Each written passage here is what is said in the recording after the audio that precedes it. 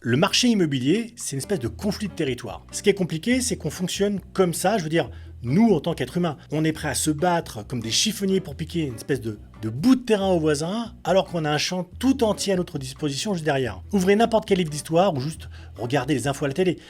Presque tous les conflits dans tout le monde sont des conflits de territoire. Des peuples qui se tapent dessus pour 5 mètres carrés, ou juste parce qu'il y a une rivière qui coule entre les deux, ou des arbres ou un gisement de cuivre. Et vous allez voir que sur le marché immobilier, c'est exactement la même chose. On se bat pour 5% du territoire et on ignore les 95% qui restent. On fait la guerre pour gagner un bout de chemin, alors qu'on pourrait régner seul sur tout le territoire. En vrai, on a tout à gagner à regarder ailleurs. Et d'ailleurs, plutôt que de se former à convaincre, on va dire des vendeurs qui imposent leurs conditions, quitte à y perdre, on devrait plutôt se former à viser les vendeurs de demain, à être présents sur le terrain 6 mois avant. Évidemment, c'est plus compliqué, ça demande plus d'efforts, parce que le terrain est moins propice, parce que les résultats sont plus longs à obtenir. Mais au final, les richesses sont, on va dire, bien plus importantes que celles que vous avez actuellement. Et donc l'idée, ça va être de changer de perspective, de dire, ok, je vais laisser mes concurrents se battre entre eux